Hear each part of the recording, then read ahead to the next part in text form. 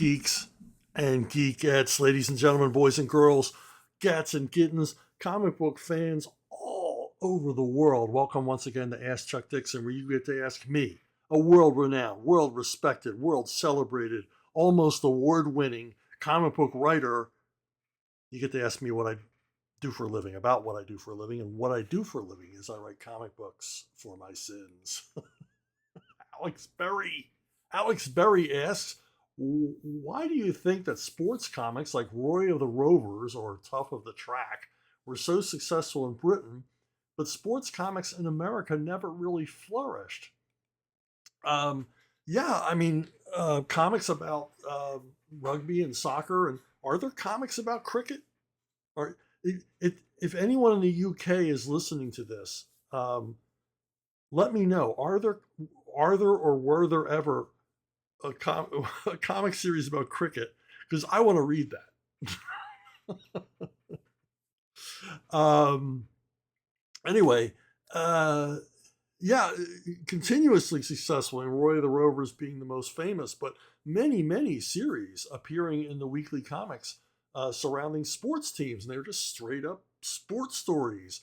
About I haven't read a lot of them, but the little bit that I did, uh, you know, team rivalries, tensions within the team, things like that, and it's all good, entertaining stuff.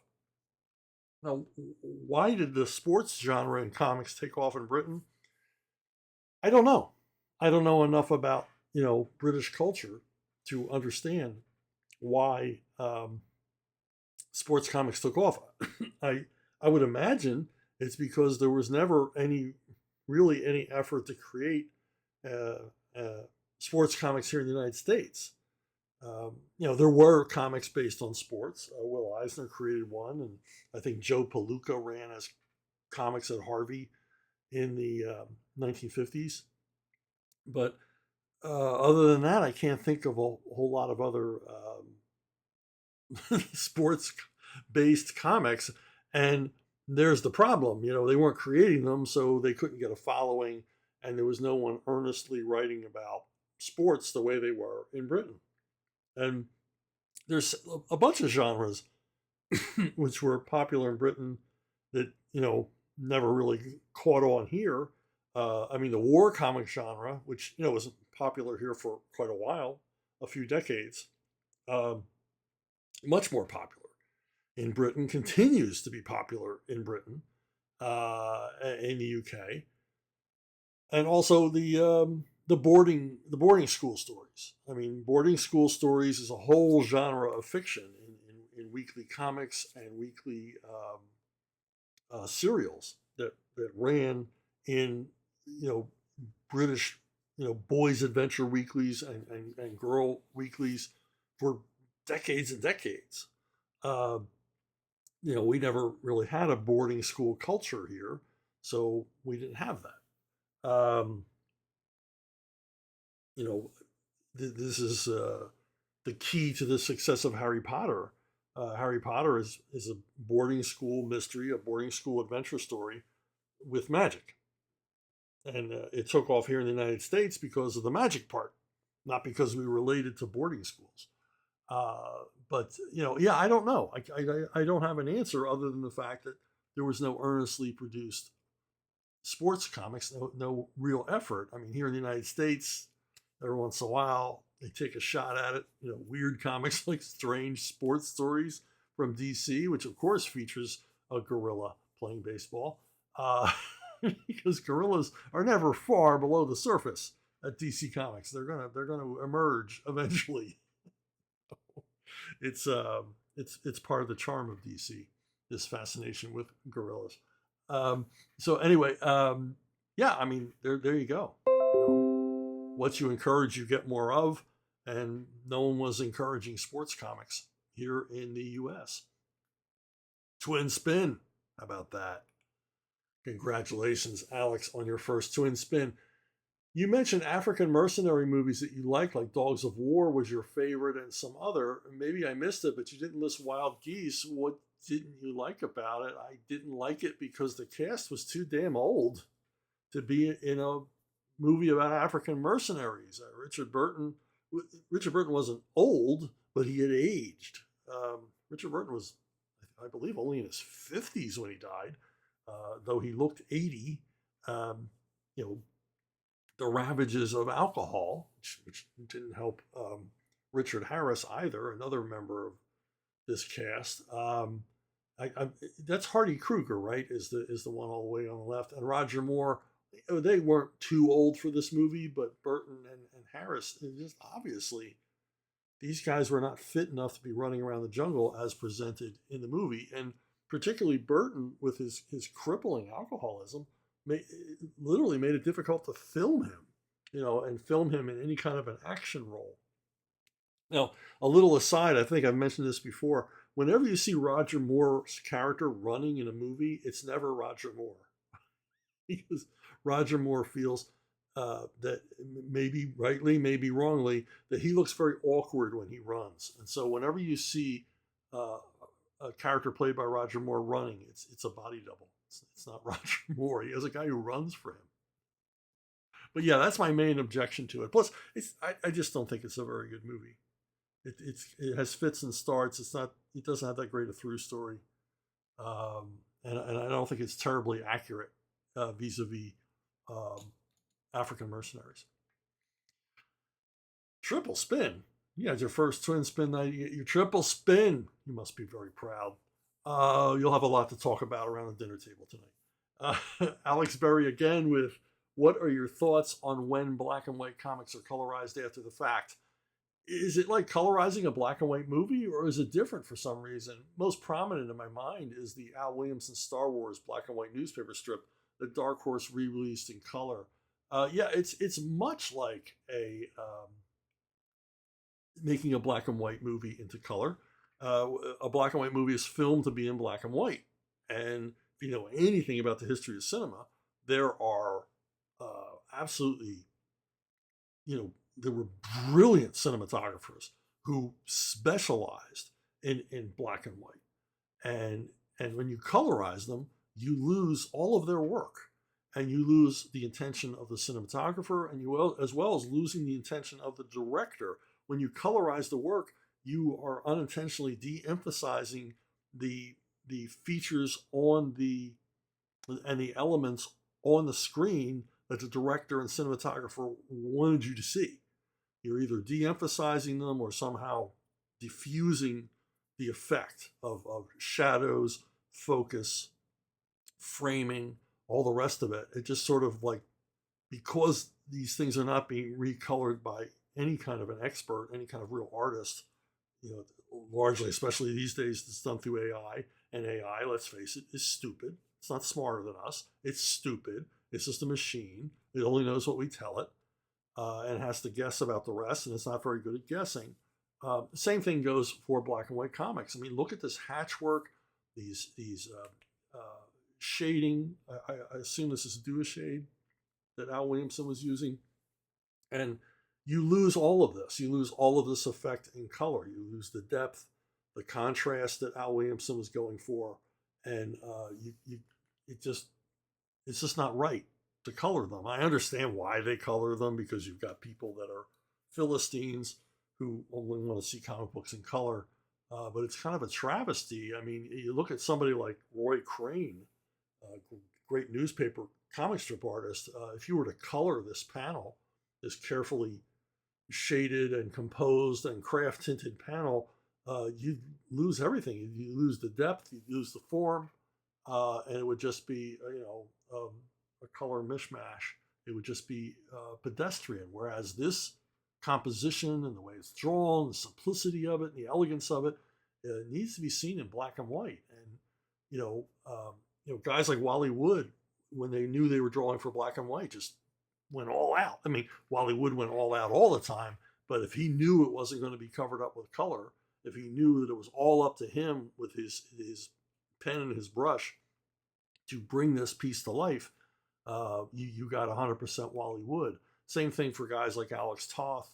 Guys like Angelo Torres. You look at the early Warren comics, and you can see, these guys were reveling in the fact that they were able to work in black and white, that their work was going to be seen unaltered unadulterated by the reading public. And, they did a lot of experimentation, everything else. When you take panels like this and color them, you lose everything. You lose all the charm. So yeah, I think if it's in black and white, it needs to remain in black and white. It was drawn to be in black and white. It needs to be in black and white. So Brandon Mosley, what would your advice be for writing a faith-based character story without coming off as preachy to the reader?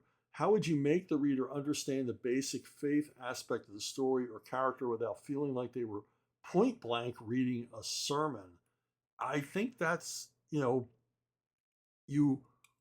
unlike Jesus preached, if you're writing faith-based stuff, sometimes you've got to, cover your light with a bushel.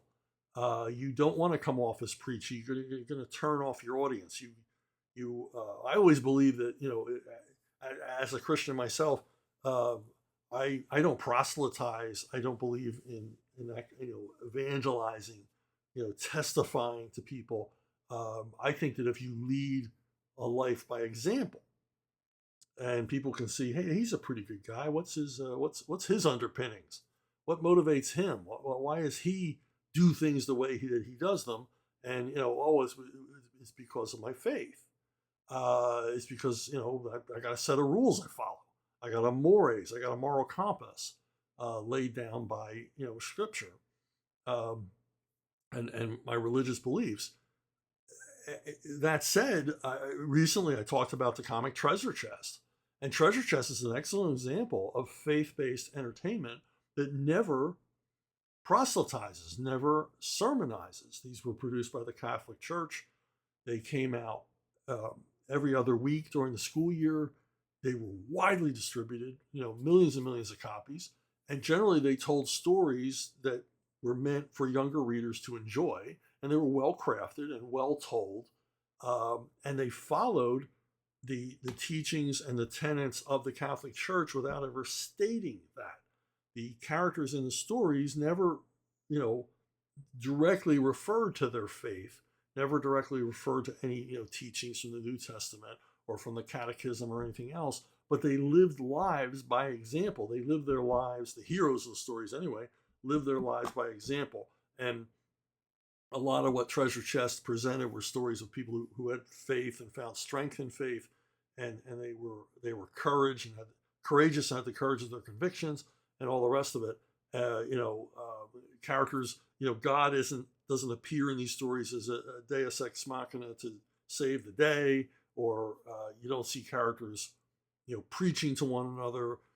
You don't see bad people presented in a light where they are redeemed through religion. I mean, none of this appears in the Treasure Chest stories, and yet the lessons are clear.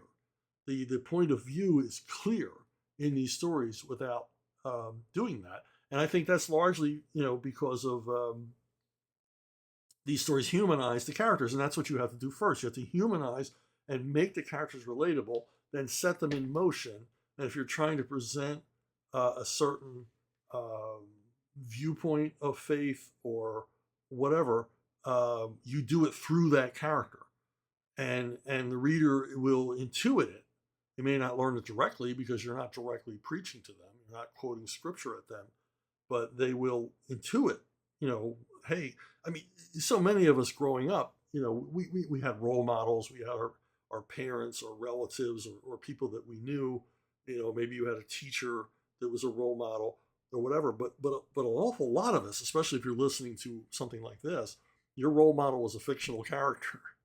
I mean, for me, Batman and Tarzan, in addition to my dad, were my role models. What would they do in this situation?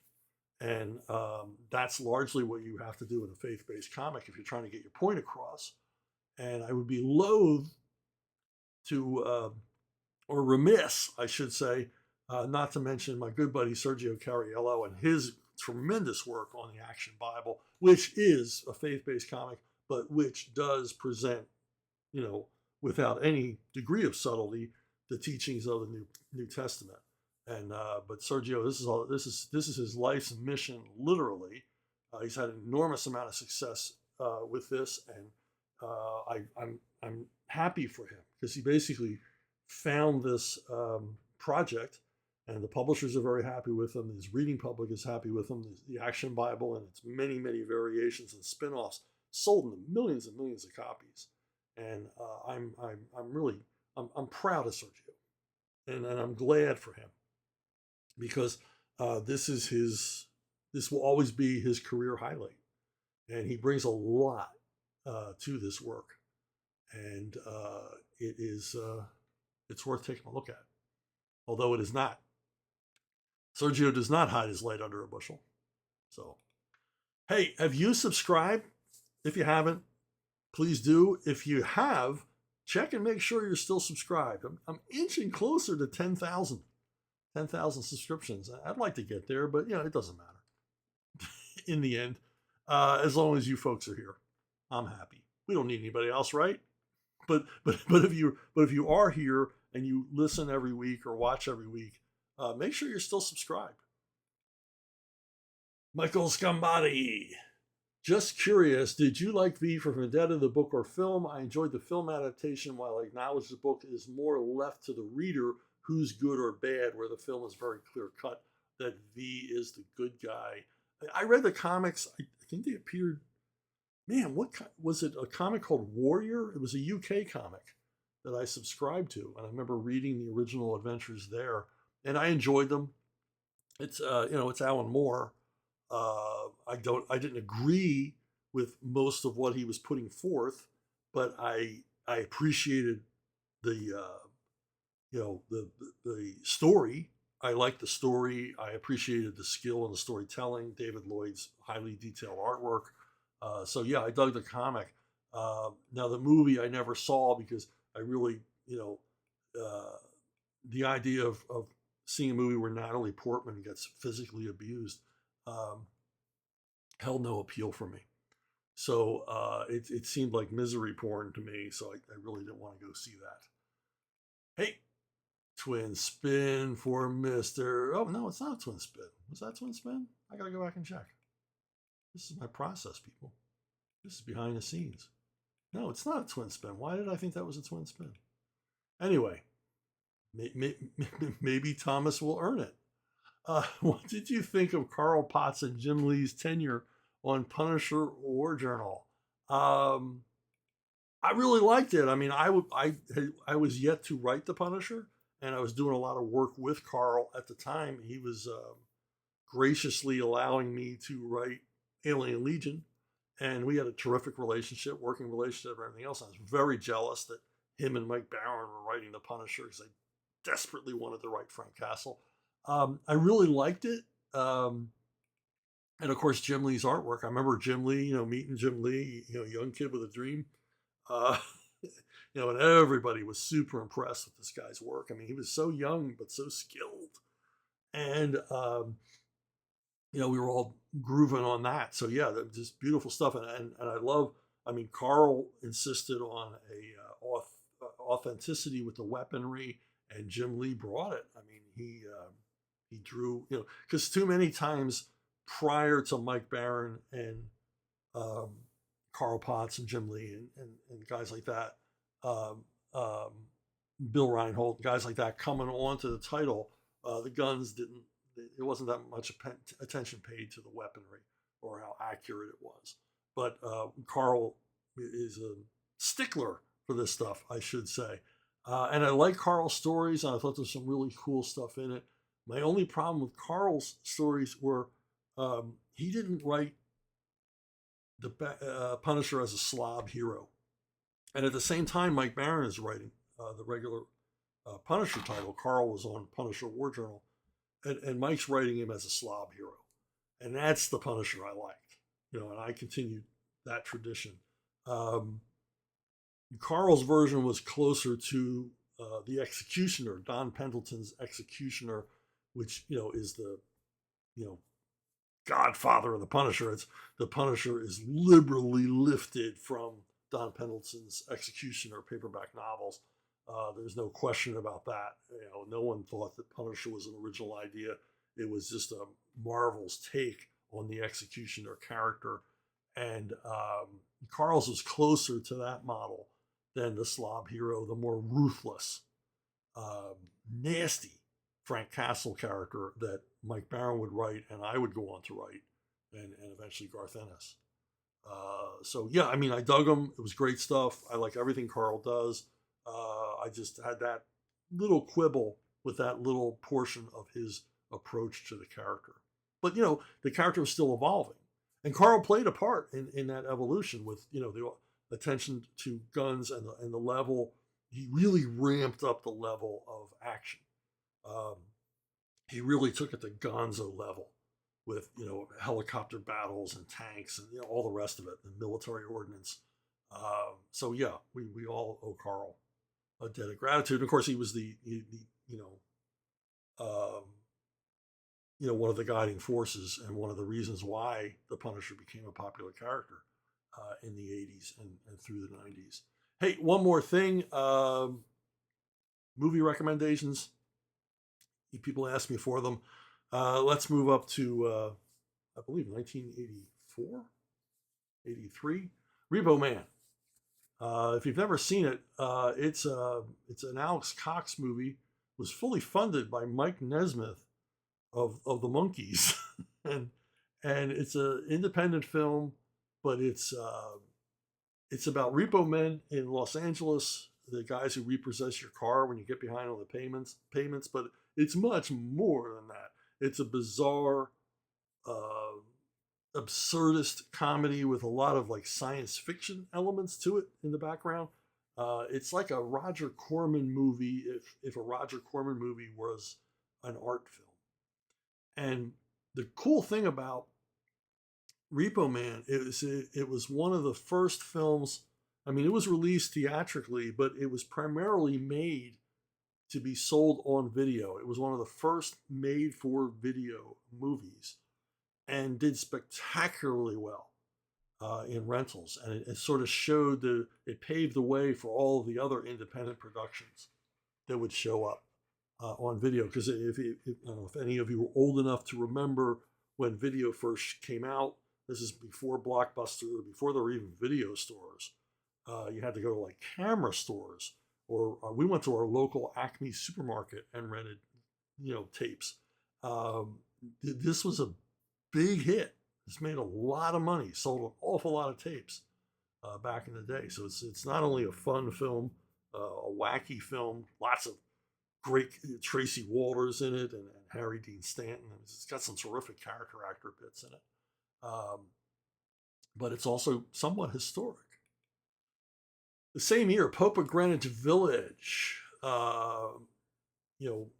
This is a based on a novel. It was Eric Roberts and Mickey Rourke are two cousins living in New York. They're working in the restaurant trade, but they get the idea that they're tired of being pissed on by life, and they're gonna commit a robbery. And they hook up with career criminal Kenneth McMillan, who does a terrific character job in this movie. And they're going to steal money. And of course, as so often happens in movies like this, they find out they probably wouldn't have stolen that money if they knew whose money it was. And lots of things happen. It's a funny movie. It's a suspenseful movie. It's got some great dialogue, some great scenes, and it's a terrific snapshot of New York City in that period. Eric Roberts goes a little over the top in his performance, but it's the kind of character he's playing. And Mickey Rourke makes quite an impression in one of his early starring roles. And Daryl Hannah is there as well. Okay, Code of Silence. This is 84 for sure. But Chuck Norris's best movie, hands down. It's directed by Andrew Davis. Chuck Norris is a cop detective in Chicago. It's all shot in Chicago on location, and of course he's Chuck Norris. He's the toughest guy. He'll shoot you just for looking at him the wrong way, and punching and kicking and fighting and all that stuff. Lots of great Chicago area character actors, including one of the earliest screen performances by Dennis Farina, where he actually gets to have lines, and he's really good. But the cast is great. It's directed by Andrew Davis, who was on quite a roll, eventually directing The Fugitive with Harrison Ford winning I believe he won an Academy Award for directing that movie. If not, he was nominated. It won Best Picture that year. So um, this was an early effort by Davis, you know, kind of elevating a B movie level plot up to something special. It goes totally gonzo at the end, but it's got some great fight scenes. It's got some great uh, comedy set pieces or humor set pieces. And Norris isn't given a lot to say, which is always better. You know, the less Chuck talks, the better Chuck is. And it's got Henry Silva as the bad guy, and Henry Silva's just eating his roll up. He's just so evil. He's so evil incarnate. I always wonder, what was Henry Silva like in real life? And I have it on good authority. He's a very nice man. In contrast to the bastards that he played over and over again in crime films and westerns. Every once in a while, a question comes up that maybe you didn't know to ask. In a recent streaming I did with Eric July in support of The Horseman, which you can still order, someone in Super Chat asked that they would love to see a sample script by me. Would it be possible to see a sample script? And I said, well, yeah. You know, if you get a hold of me at my email, and I gave the email out, I'll send you a sample script. And then I realized, hey, all of my loyal listeners here at Ask Chuck Dixon probably don't know that this would be available to them, that I would be willing to email them a sample script or several sample scripts. I think about a dozen people, Rippaverse fans, asked me, and I sent each one of them three scripts from different characters, different genres, different periods in my writing, so they could see what a comic book script, at least as written by me, looks like.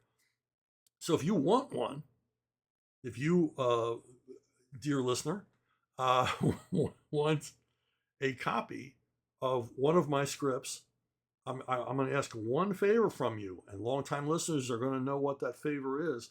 I would like you to send a donation to St. Jude Children's Research Hospital. It's a terrific organization. Send $1, send $5, send whatever, and then email me. I'll give you the email in a minute, and tell me you donated, and I'll send you some scripts, samples, and there'll be full scripts from different periods, and I'll send them to you, in exchange. And it's an honor system thing. You're on your honor, but you don't want to cheat the kids. If you don't know about St. Jude, it's a hospital where terminally ill or children facing the most dire health circumstances you can imagine are treated for free. Their parents never receive a bill. It's all people like you donating, here and there, that keep this hospital running. It's got a tremendous history. It's got a tremendous track record for saving the lives of children, and in most cases, their last hope, their only hope for survival. And they've got a terrific track record. They've got an army of dedicated nurses and doctors. And like I said, it's all free. The parents are never sent a bill. So, I mean, what's more worthwhile than that? What's more worthy of your shekels than that? So if you want a script, contact me, as you well know, at brunobookstore@gmail.com. brunobookstore@gmail.com. Make your donation. Email me and say, Chuck, I gave some money to the kids, and I'll send you some script samples. I don't know why I never thought of this before. But anyway, that's it for me this week. I want to thank you for listening. I want to thank you for watching, subscribing, and I especially want to thank you if you will donate to St. Jude, which I have no connection to. It's just a charity, I admire because of the tremendous work they've done.